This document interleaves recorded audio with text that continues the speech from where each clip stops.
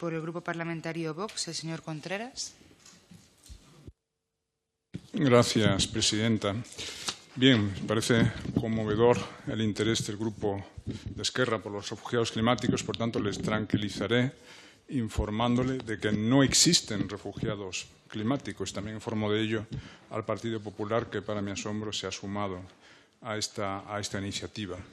No existen refugiados climáticos, no soy yo quien lo dice, por ejemplo François Gemène, presidente del Hugo Observatory.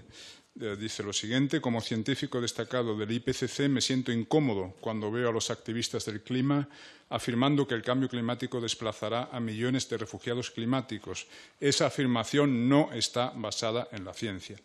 No existen refugiados climáticos porque no existe ninguna emergencia climática. No es cierto que cada vez haya más catástrofes climáticas, hay las mismas que ha habido siempre. Y nuestra resiliencia frente a las catástrofes climáticas es cada vez mayor, gracias al crecimiento económico y gracias al progreso tecnológico. Hay los mismos huracanes, inundaciones que siempre, pero cada vez nos hacen menos daño porque somos más capaces de defendernos de ellas. Esta es la curva histórica de muertes en catástrofes climáticas en el último siglo, desde la década de 1920. Vemos que ha descendido en un 96%, el número de víctimas en catástrofes climáticas en los últimos 100 años. También el daño porcentual en el Producto Interior Bruto tiende a descender, aunque levemente. Y eso que la población mundial es mucho más numerosa hoy que hace un siglo. Respecto a daños a la agricultura, de los que creo que se habla también en la propuesta de Esquerra, no es cierto. En el año 2021 se rompió el récord histórico absoluto de producción agrícola con un total de 2.781 billones con B, billones anglosajones, es decir, 2,7 billones continentales de toneladas de producción agrícola. Claro que existe una presión migratoria importante de África sobre Europa, pero es una presión migratoria que no se debe a ninguna catástrofe climática, se debe a la abismal diferencia de renta entre Europa y África. La diferencia de la renta media, el ingreso medio per cápita en la Unión Europea y el de África, respectivamente $48.000 al año y $3.700, una diferencia de 13 a 1. Si a eso le sumamos el diferencial demográfico, es decir, una Europa que no tiene hijos, que está estancada en su población, una población que envejece, y en cambio un continente africano que es una olla a presión demográfica, es la última región del mundo con altas tasas de natalidad. La población africana ya dobla la europea y la cuadruplicará en el año 2050.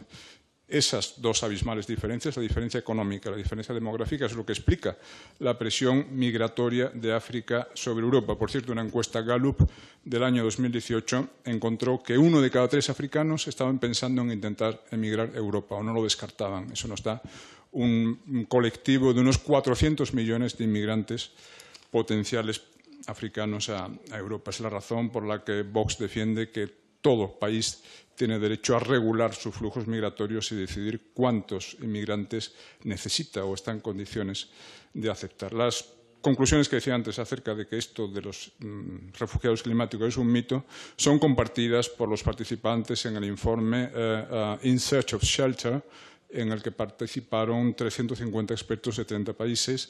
Es un informe promovido por el Foresight Project on Migration and Global Environmental Change, que es un organismo dependiente del gobierno británico. No hay tal cosa como un migrante medioambiental, se dice en ese informe.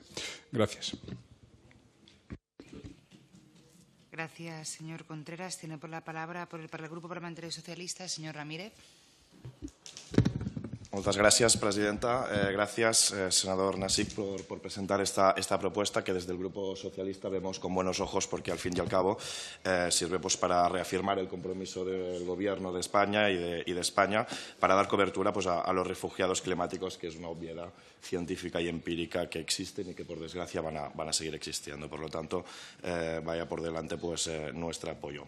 Brevemente, es obvio, es una obviedad, como decía, científica y también empírica, que la crisis climática existe, que el cambio climático es una realidad, que destruye ecosistemas, que arrasa cosechas, negocios, empresas, que provoca sequías, incendios y otras catástrofes, que fulmina oportunidades para muchas personas a lo largo de todo el planeta y, por lo tanto, que acaba con la vida de muchas personas, ¿no? Y ante esta evidencia científica y empírica, insisto, que los negacionistas de la ultraderecha se empecinan en negar, a mí me gustaría pedirle, por favor, al Partido Popular, que yo creo que sí se cree la Agenda 2030 y todos sus objetivos, que hagan una reflexión. Estos son sus socios, señorías del Partido Popular. Yo no sé si ustedes son muy frioleros o no, pero Dante decía que los lugares más calientes del infierno están reservados para aquellos que en tiempos de crisis moral mantienen la neutralidad.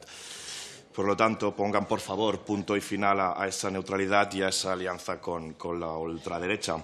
Acabo con dos cuestiones en referencia a las aportaciones de la ultraderecha a este debate. A la primera, una primera cuestión. El portavoz de la ultraderecha se refería a la propuesta para atender a los refugiados climáticos como algo conmovedor, con cierta sorna. Conmovedor.